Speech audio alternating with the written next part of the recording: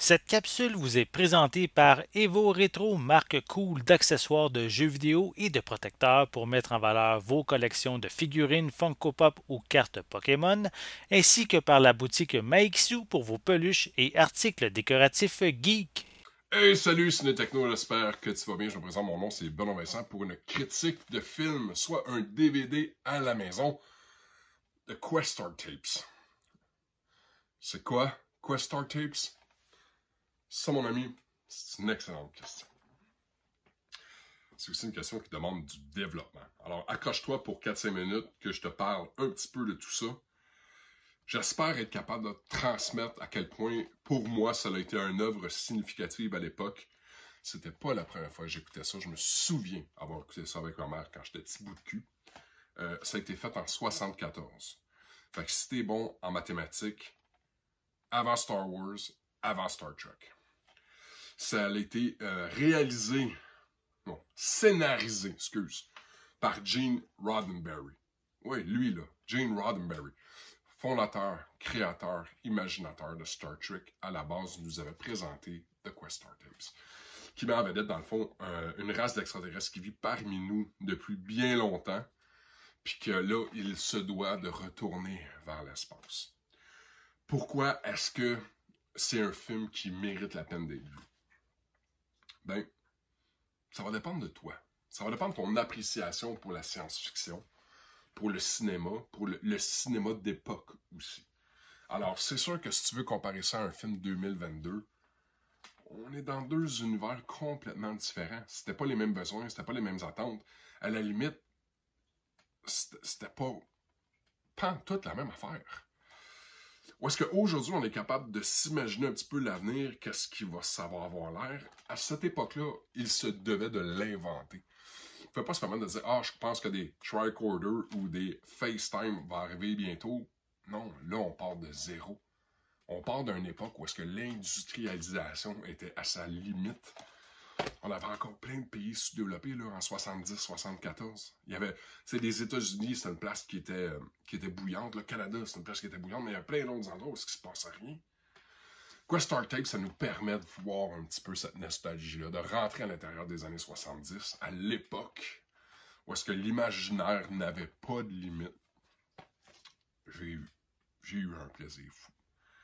Mais j'aime la nostalgie. J'aime la nostalgie à l'intérieur de la science-fiction aussi.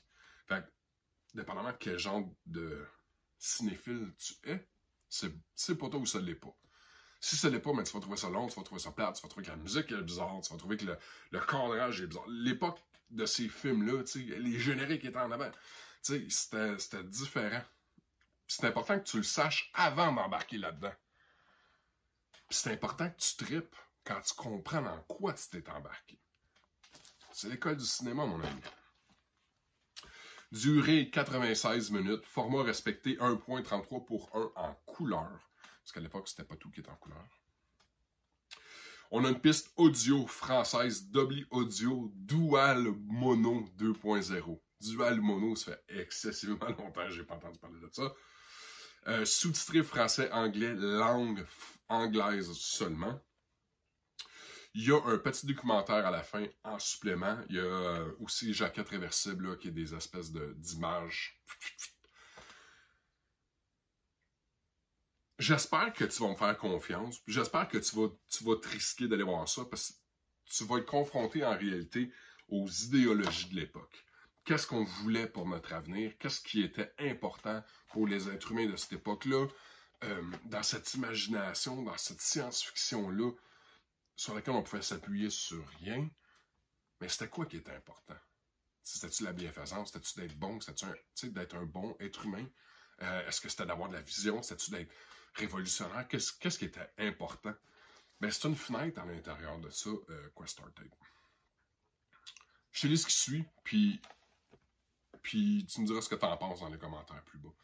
L'androïde Questar a été créé dans le but de se fondre parmi les humains par le visionnaire Dr. Vaslovic. Mais ce dernier disparaît mystérieusement. Après des années passées en compagnie des hommes, Questar se lance à la recherche de son créateur. Conçu pour la télévision comme pilote d'une série qui n'a jamais vu le jour. Fait qu'on a juste eu le droit à ça. Il n'y avait pas rien d'autre après. Quoi, StarTape n'en reste pas moins sous la plume de l'immense Gene Roddenberry, Star Trek. Un magnifique récit de science-fiction, une quête identitaire, émouvante, passionnante à découvrir pour la première fois en DVD. Fait que là-dessus, mon ami, je te dis bon visionnement, amuse-toi, laisse-moi savoir ce que tu en penses, laisse-moi savoir aussi ce que tu penses de la vision de Gene Roddenberry et à quel point toi ça t'a touché. Là-dessus, bon cinéma, mon ami, à bientôt.